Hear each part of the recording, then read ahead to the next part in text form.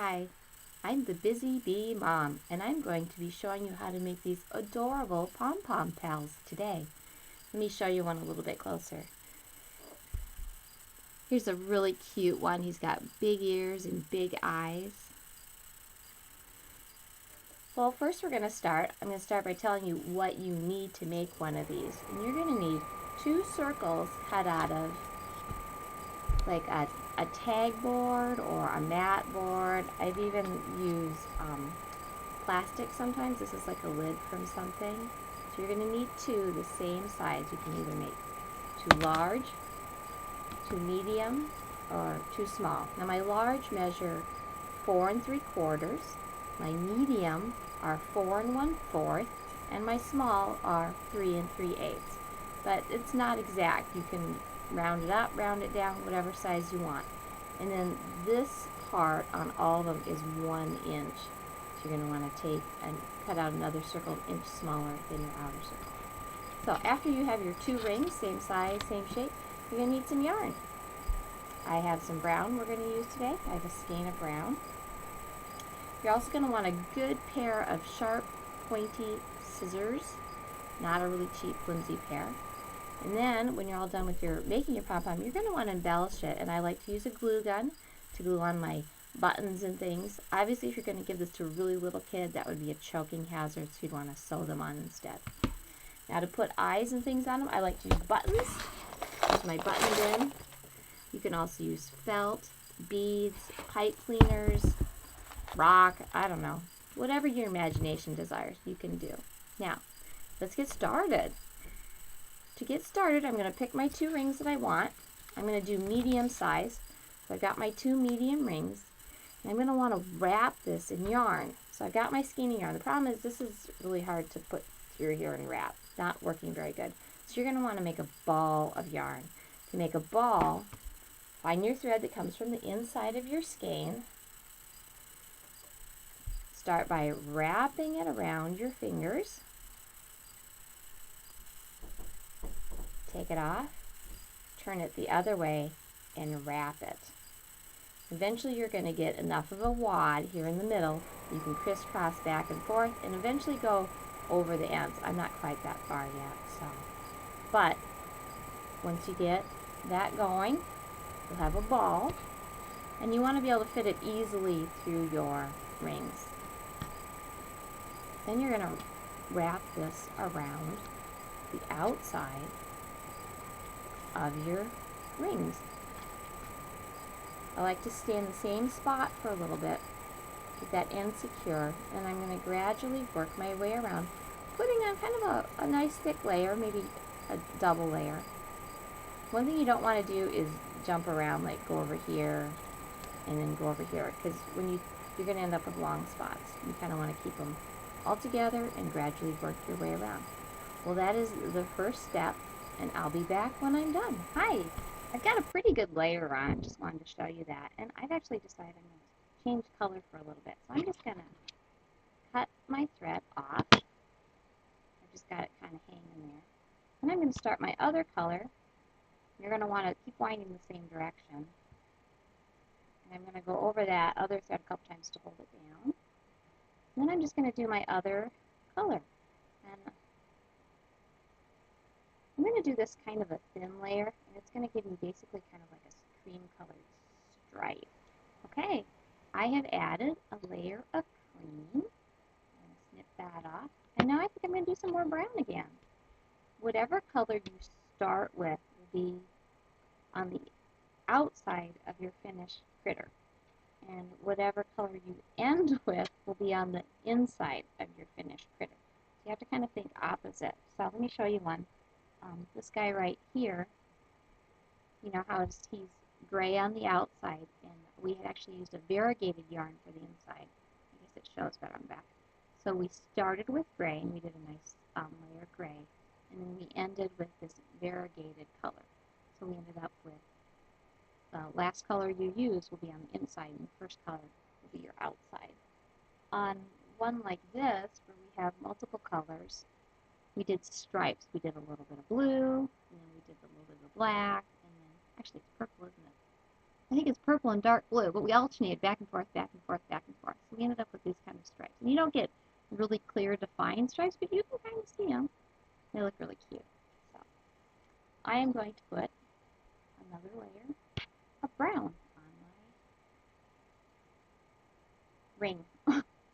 Another layer of brown on my ring. And then we'll be ready to start. Hi, I'm back. I've gotten a nice brown layer on my project, so I'm going to cut my thread and we're going to start the next step.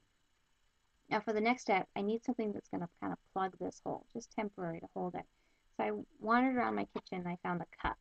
And it fits in there just about right, nice and snug, and it's smooth. You're going to want something that's smooth that you're going to be able to slide out easily after this next step. So now that I've plugged my hole with my cup, I have to cut all of these threads that I just did. So I'm going to take and start snipping these, and now you can see why I need a plug. Eventually you can kind of get down in there. Once, whoops! I have to very carefully put my plug back in. Alright, I think I'm going to set it on the table and work like this. And that'll keep my plug from coming out. You're going to go around, and you have to snip it all. See how it's now loose and I can see my cardboard middle? That's what you're going to want to do all the way around. So I'm going to work on that now. Okay, I have gone all the way around and cut. So now my cardboard is exposed. You can see it all the way around. Oh, and in case you're wondering where all the little munchkins went, my daughter's off taking nice close-up pictures of every single one of them so you can see what they look like. And at the end, I'll have a slideshow showing each one, and you can get a better look at them because they were kind of blurry on here. Okay, back to our project. I have cut everything now. My threads are loose. The only thing that's holding them on there is this cup. And now you can really see how the last color you do ends up in the middle of your pom-pom, and the first color you did ends up on the outside. All right, now what you're going to want to do is take a piece of your yarn, cut about, well, that was probably about 18 inches, cut a good chunk of it, and you need to get this in between those two layers of cardboard.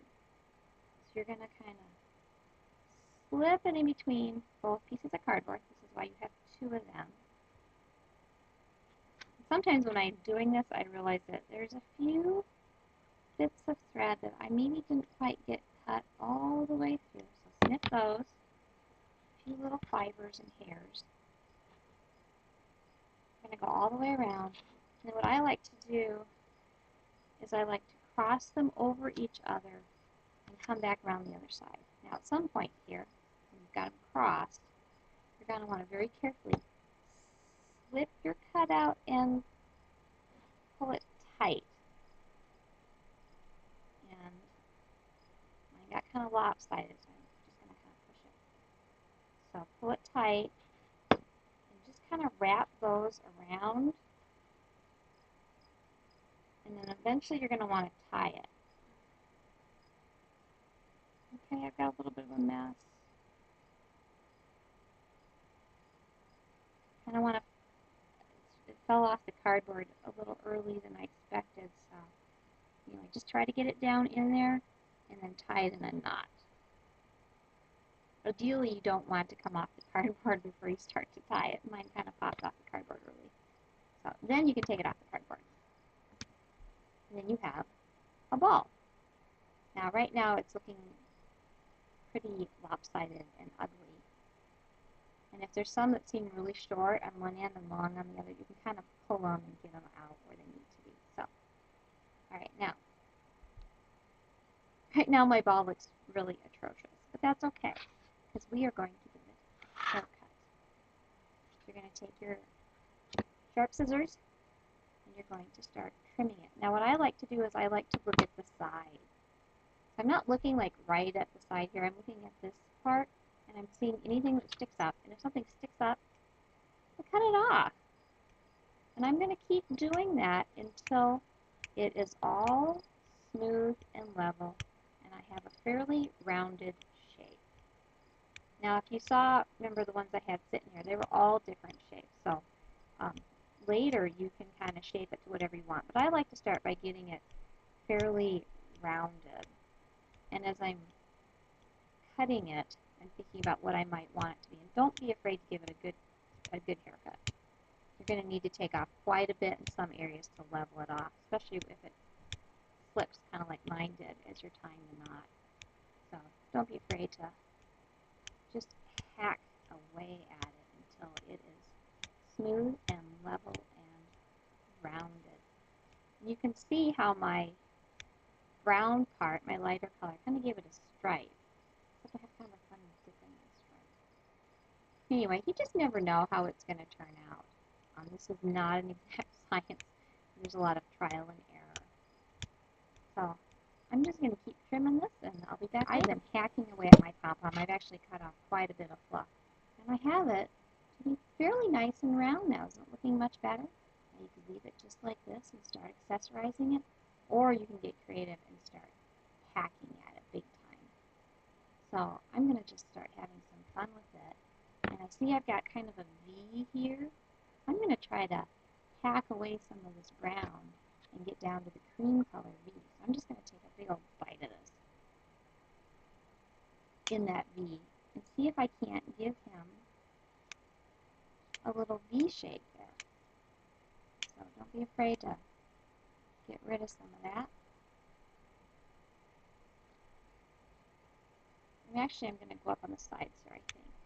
I'm kind of going for like a horned owl look. Kind of get some kind of like a little bit of a point here, and I want a point here, I've decided. So I'm going to work on that. Just cut it as I see it coming to. I have been shaping my critter, and I don't know why it dipped in here, why the ring didn't make a nice circle, but I went with it, and I actually gave him 2 ears. I kind of shaved it on the sides here, and I dipped down there to kind of give him like 2 little pointy ears. It kind of reminds me of an owl right now. And I also flattened the bottom, so he's not going to roll away. Then I went through my button bin, and I found 2 black buttons that I'm going to use for eyes. So I'm going to glue those on real quick. Let me put it back here so you can kind of watch. I'm just going to put a blob of glue where I want the eye to be. There's one eye, blob of glue, and the other eye.